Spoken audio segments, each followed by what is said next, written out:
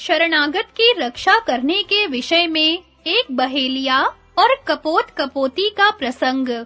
राजा युधिष्ठिर ने पूछा, दादाजी, शरणागत की रक्षा करने वाले पुरुष का क्या कर्तव्य है, यह आप मुझे सुनाइए। भीष्म जी बोले, राजन, शरणागत की रक्षा करना बड़ा भारी कर्म है, ऐसा प्रश्न तुम्हें अवश्य पूछना चाहिए। शिबी आदि राजाओं ने तो शरणागतों की रक्षा करके ही सर्वश्रेष्ठ सिद्धि प्राप्त की थी। ऐसा भी सुना जाता है कि एक कबूतर ने अपना मांस देकर शरणागत शत्रु का विधिवत सत्कार किया था। युधिष्ठिर ने पूछा, पितामह, कबूतर ने शरणागत शत्रु को अपना मांस किस प्रकार खिलाया था और इससे उसे कौन सी सद्गति प्राप्त हुई थी? भीष्म जी बोले, राजन, सुनो, यह कथा समस्त पापों को नष्ट करने वाली है और परशुराम जी ने राजा मुचुकुंद को सुनाई थी। पूर्व काल में राजा मुचुकुंद ने परशुराम जी से यही बात पूछी थी। उसकी सुनने की इच्छा देखकर परशुराम जी ने उसे यह कथा, जिसमें कबूतर के मुक्त होने का प्रसंग है, सुनाई थी। परशुराम जी ने कहा, राजन, मैं तुम्हें धर्म के निर्णय और अभीष्ट अर्थ से युक्त एक कथा सुनाता हूँ, तुम सावधान होकर सुनो। किसी समय एक सघन वन में एक बड़ा ही डरावना बहेलिया रहता था। उसके शरीर का रंग कौवे के समान काला था। उसके क्रूर कर्मों के कारण उसे सगे संबंधियों ने भी त्याग दिया था। वस्तुतः जिसका आचरण पाप पूर्ण हो, उसे बुद्धिमान पुरुषों को दूर से ही त्याग देना चाहिए। जो मनुष्य क्रूर, दुष्ट हृदय और प्राणियों की हत्या करने वाले होते हैं, उन्हें सर्पों की तरह सब प्राणियों से उद्वेग प्राप्त होता है। उसका तो नित्य का यही काम था कि जाल लेकर वन में जाता और बहुत से पक्षियों को मारकर उन्हें बाजार में बेच आता। इसके सिवा कोई दूसरी जीविका उसे अच्छी ही नहीं लगती थी। एक बार जब वह वन में ही था, बड़े जोर की आंधी चलने लगी। एक क्षण में ही आकाश में घटाएं छा गईं और बिजली कड़कने लगी। इंद्रदेव ने मूसलाधार वर्षा करके बात की बात में सारी पृथ्वी को जलमय कर दिया। वर्षा के वेग से अनेकों पक्षी मरकर पृथ्वी पर गिर गए। इसी समय उस बहेलिये की दृष्टि एक कबूतरी पर पड़ी, जो शीत से ठिठुरकर पृथ्वी पर गिर गई थी। इस समय यद्यपि वह स्वयं भी बड़े कष्ट में था, तो भी उसने उसे उठाकर पिंजरे में बंद कर लिया। वह पापात्मा था और पाप ही करता रहता था, इसलिए इस समय भी उसने पाप ही किया। इतने में उसे वृक्षों के कुंज में एक मेघ के समान सघन विशाल वृक्ष दिखाई दिया।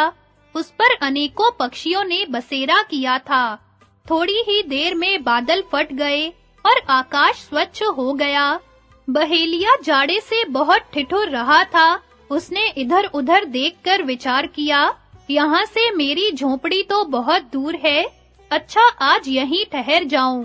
ऐसा सोचकर उस पेड़ के नीचे ही रात बिताने के विचार से उसने हाथ जोड़कर प्रणाम करते हुए कहा, इस वृक्ष पर जो देवता निवास करते हो, मैं उनकी शरण लेता हूँ। इस प्रकार प्रार्थना करके वह पत्ते बिछाकर एक शिला पर सिर रखकर सो गया। राजन, उस वृक्ष की शाखा पर बहुत दिनों से एक कबूतर रहता था। उसकी कबूतरी सवेरे से ही चुगा लेने गई थी और अभी तक लौटकर नहीं आई थी। इस समय रात हुई देखकर उस कबूतर को बड़ा खेद हुआ। वह कहने लगा, अरे आज तो बड़ी आंधी वर्षा थी और मेरी प्यारी कबूतरी अभी तक नहीं आई। उसके अभी तक ना लौटने का क्या कारण हो सकता है? वन में न जाने वह कुशल से होगी भी या नहीं। उसके बिना तो आज मेरा यह घोंसला उजड़ा सा जान पड़ता है। वास्तव में घर को घर नहीं कहते, गृहिणी को ही घर कहते हैं। जिस घर में गृहिणी ना हो, वह तो वन के ही समान है। यदि आज मेरी मधुर भाषणी प्रिया न लौटी, तो मैं इस जीवन को रखकर भी क्या करूंगा? वह ऐसी पतिव्रता थी कि मेरे नहाए बिना नहाती नहीं थी और मेरे भोजन किए बिना भोजन नहीं करती थी।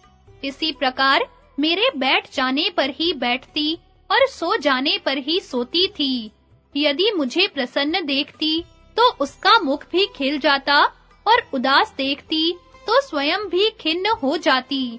मैं कहीं बाहर जाने लगता तो उसका चेहरा उतर जाता, तो कभी क्रोध करता तो वह मीठे-मीठे शब्द सुनाकर मुझे शांत कर देती। वह बड़ी ही पतिव्रता, पति के आश्रित और पति का प्रिय करने में तत्पर रहने वाली थी। वह तपस्विनी मेरे प्रति बड़ा प्रेम और अनुराग रखती है और मेरी बड़ी भक्त है। पुरुष के धर्म, अर्थ और काम में स्त्री ही प्रधानतया सहायता करने वाली होती है। विदेश में भी वही विश्वसनीय मित्र का काम करती है। पुरुष की सर्वोत्तम संपत्ति उसकी भार्या की ही कही जाती है। जो पुरुष रोग से पीड़ित हो और बहुत दिनों से विपत्ति में फंसा हुआ हो, तो उसके लिए भी स्त्री के समान कोई दूसरी औषधि नहीं है। पुरुष का स्त्री के समान न तो कोई बंधु है और न धर्म साधन में कोई वैसा सहायक है। जिसके घर में साध्वी और मधुर भाषिणी भार्या नहीं है, उसे तो वन में चला जाना चाहिए। उसके लिए तो जैसा घर वैसा ही वन। भीष्म जी कहते हैं, जब कबूतर इस प्रकार विलाप कर रहा था, तो बहेलिये के पिंजड़े में पड़ी हुई कबूतरी ने उसका करुण क्रंदन सुनकर कहा, अहो, मेरा बड़ा सौभाग्य है जो मेरे प्रिय पति देव इस प्रकार मेरा गुणगान कर रहे हैं। जिससे पति देव प्रसन्न नहीं रहते, वह पत्नी दावानल से दग्ध हुए पुष्प और गुच्छों के समान भस्म हो जाती है। अस्तु, अब मेरे विषय में तो आप कोई चिंता न करें। मैं आपसे एक प्रार्थना करती हूँ, आपसे हो सके तो एक शरणागत की रक्षा कीजिए। देखिए, यह बहेलिया आपके निवास स्थान पर आकर सोया है। यह ठंड और भूख से व्याकुल है। आप इसका सत्कार कीजिए। स्वामिन, जगन माता गौ और ब्राह्मण का वध करने वाले को जो पाप लगता है, वह शरणागत की हिंसा करने वाले को भी लगता है। भगवान ने हमारी कापोती वृत्ति बना दी है। अपने जाति धर्म के अनुसार आप जैसे मनस्वी को उसका आचरण करना चाहिए। जो गृहस्थ यथाशक्ति अपने आश्रम धर्म का पालन करता है, वह मरने के पश्चात अक्षय लोक प्राप्त करता है। अतः आप अपने देह की ममता छोड़कर धर्म और अर्थ पर दृष्टि रखते हुए इस बहेलिये का ऐसा सत्कार करें जिससे इसका मन प्रसन्न हो जाए। मेरे लिए अब आप कोई चिंता न करें। आपकी शरीर यात्रा का निर्वाह करने के लिए आपको दूसरी स्त्रियां मिल जाएंगी। इस प्रकार पिंजड़े में पड़ी हुई उस तपस्विनी कबूतरी ने अपने पति से कहा और फिर अत्यंत दुखी होकर पति के मुंह की ओर देखने लगी। स्त्री की यह धर्मानुसार और युक्ति युक्त बात सुनकर कबूतर को बड़ी प्रसन्नता हुई और उसकी आंखों में आनंद अश्रु छलक आए। उसने निरंतर पक्षियों की हिंसा से निर्वाह करने वाले उस बहेलिये की ओर देखकर उसका यथोचित स्वागत करते हुए कहा, कहिए, मैं आपकी क्या सेवा करूं? आप हमारे घर पधारे हैं। घर आए का आतिथ्य करना यों तो सभी का कर्तव्य है, किंतु पंच यज्ञों के अधिकारी गृहस्थ का तो यह प्रधान धर्म है। जो पुरुष गृहस्थाश्रम में रहते हुए भी मोहवश पंच महायज्ञ नहीं करता, उसे धर्मानुसार ऐहिक और पारलौकिक दोनों प्रकार के सुख नहीं मिलते। इसलिए आपकी जो इच्छा हो, कहिए, किसी प्रकार का दुख न मानिए। आप अपने मुख से जो कुछ कहेंगे, मैं वही करूंगा। उसकी बात सुनकर बहेलिये ने कहा, मुझे शीत से बड़ा कष्ट हो रहा है, इसलिए कोई ठंड से बचने का उपाय करो। यह सुनकर कबूतर ने पृथ्वी पर पत्ते इकट्ठे कर दिए और उन्हें जलाने को चिंगारी लेने के लिए बड़ी तेजी से उड़ान लगाई। वह लुहार के घर से अंगारा ले आया और उससे सूखे पत्तों में आग लगा दी। बहेलिया आग तापने लगा। इससे उसके शरीर में गर्मी आ जाने से उसके होश हवास ठिकाने पर आ गए। फिर उसने अत्यंत आनंदित होकर डबडबाई आंखों से कबूतर की ओर देखते हुए कहा, मुझे बड़ी भूख लगी है, मैं चाहता हूँ तुम मुझे कुछ भोजन दो। बहेलिये की बात सुनकर कबूतर इस चिंता में पड़ गया कि अब मुझे क्या करना चाहिए। कुछ ही देर में उसे एक बात याद आई और वह कहने लगा, अच्छा, थोड़ी देर ठहरिए, मैं अभी आपकी तृप्ति का उपाय किए देता हूँ। ऐसा कहकर उसने सूखे पत्तों से आग सुलगाई और फिर बड़े हर्ष में भरकर कहा, पहले ऋषि, देवता और महानुभाव पितरों के मुख से मैंने सुना है कि अतिथि सत्कार बड़ा भारी पुण्य है। सौम्य, आज आप हमारे अतिथि हैं, इसलिए मैंने आपका सत्कार करने का पक्का विचार कर लिया है। आप मुझ पर सदा कृपा दृष्टि रखें। ऐसा कहकर वह पक्षी प्रसन्न वदन से अग्नि की 3 परिक्रमाएं कर उसी में कूद पड़ा।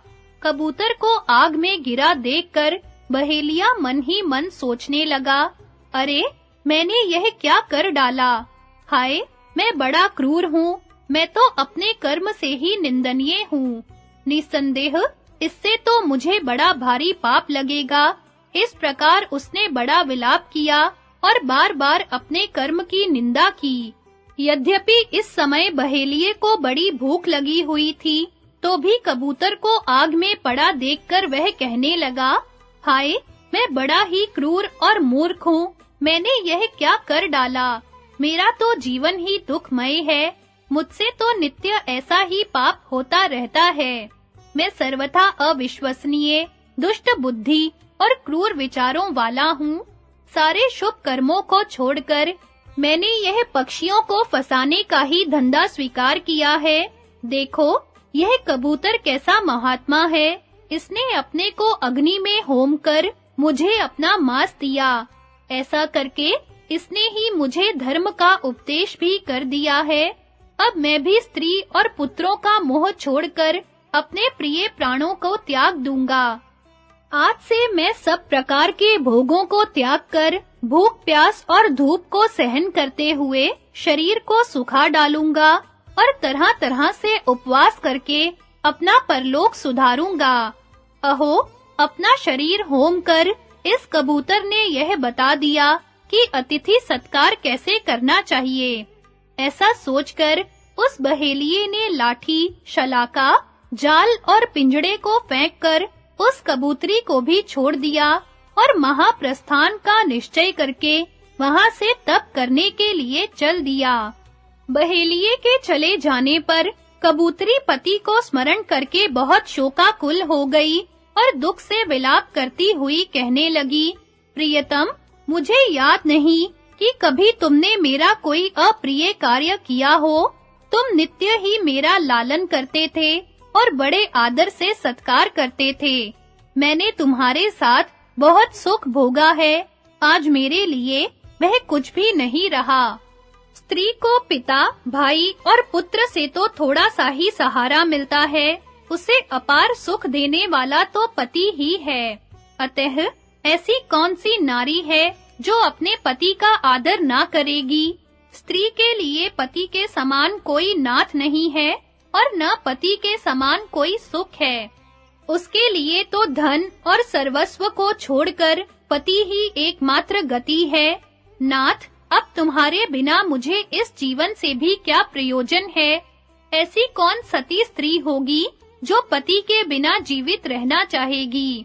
इस प्रकार उस कबूतरी ने दुखित होकर बहुत करुण क्रंदन किया और फिर उस जलती हुई आग में कूद पड़ी। उसने देखा कि उसका पति रंग-बिरंगे फूलों की माला और विचित्र वस्त्राभूषणों से सुसज्जित हुआ एक विमान पर बैठा है तथा अनेकों महापुरुष उसकी सेवा में उपस्थित हैं। इस प्रकार पुण्य कर्मा महात्माओं के सैकड़ों विमानों से घिरा हुआ वह अपनी पत्नी के सहित स्वर्ग सिधारा और वहां अपने पुण्य कर्म के प्रताप से सत्कृत होकर स्त्री के सहित आनंद पूर्वक विहार करने लगा।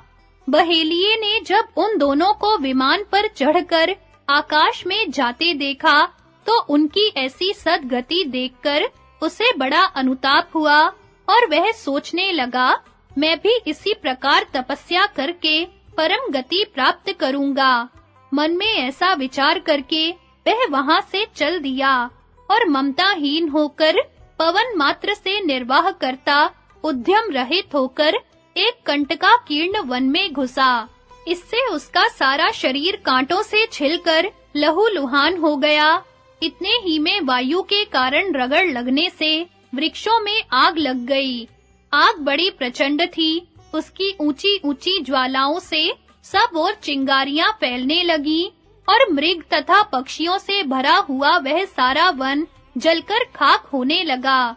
यह देखकर वह बहेलिया भी बड़ी प्रसन्नता से शरीर छोड़ने के लिए उस प्रज्वलित अग्नि की ओर बढ़ा और खुशी-खुशी भस्म होकर परम गति को प्राप्त हो गया। इस प्रकार वे कपोत कपोती और बहेलिया तीनों ही अपने पुण्य के प्रताप से स्वर्ग सिधारे। जो स्त्री इस प्रकार अपने पति का अनुसरण करती है, वह कपोती के समान ही स्वर्ग लोक में विराजती है। राजन, शरणागत की रक्षा करना बड़ा ही पुण्य का काम है। ऐसा करने से गोवध करने वाले के पाप का भी प्रायश्चित हो जाता है। इस पाप नाशक पवित्र इतिहास को सुनने से मनुष्य की दुर्गति नहीं होती और वह स्वर्ग सुख प्राप्त करता है।